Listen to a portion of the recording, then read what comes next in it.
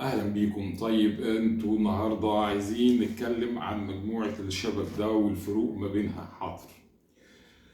الشبك ده بيستخدم في اكتر من حاجة.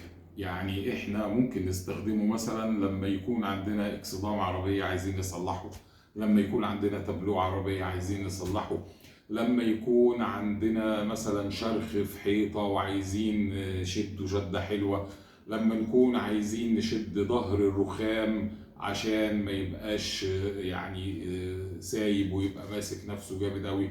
احنا لو قعدنا اتكلمنا في استخدامات الشبك دون يعني ممكن نقعد نتكلم كتير جدا ونقول كتب فيه.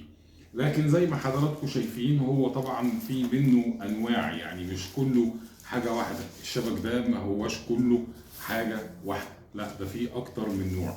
طيب انا يعني ازاي اعرف ان النوع ده؟ لان احنا برضو لما عملنا دراسة للسوق لقينا ان في ناس بتاخد هو نوع واحد ويعملوا بيه كل حاجة. لا طبعا. يعني بص حضرتك هنا ده نوع يختلف عن النوع يختلف عن النوع هو مش المشكلة في اللون، احنا بنتكلم في الخامة نفسها. الخامة نفسها ماشي. يعني ممكن هنا بص نلاحظ مثلا الخامة عاملة ازاي، دي هتوضح لنا اكتر. طرية وسلسة شوية. هنا مثلا الخامة نبص نلاقيها اكثر نشوفية، هنا نبص نلاقيها اكثر مطاطية.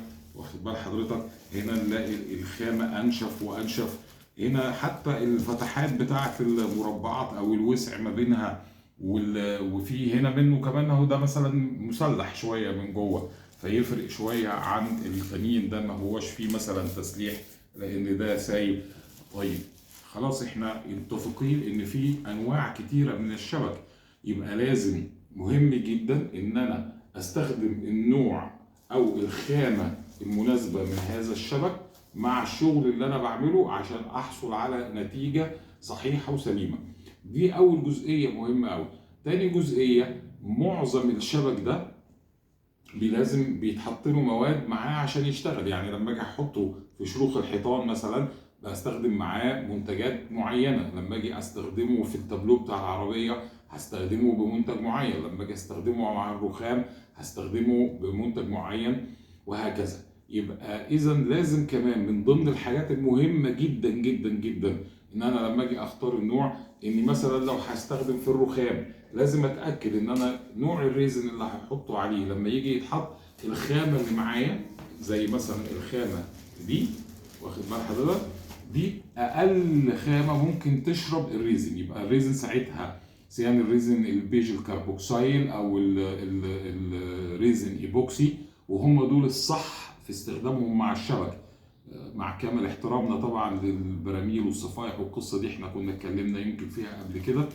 فانا لما اجي استخدم الريزن كربوكسيل او اجي استخدم الريزن ايبوكسي مع نوعيه الشبك اللي هو هيشد الرخام، لازم يكون زي ما قلنا ناشف وجامد. لازم كمان اطمن انه ده مش هيشرب الريزن، انما اللي هيشرب الريزن الرخام. لما اجي احطه مثلا على التابلو بتاع العربيه لازم اتاكد انه هيشد التابلو جامد ومش هيشرب برضو الخامه او المعجون اللي انا هشتغل بيه، وهكذا. كل دي حاجات مهمه جدا وتفاصيل مهمه جدا لازم اعرفها.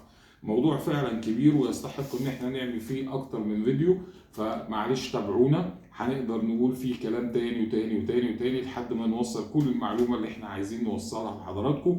واحنا موجودين في الدعم الفني، المهندسين كلهم تحت امركم بيردوا عليكم في اي استفسار.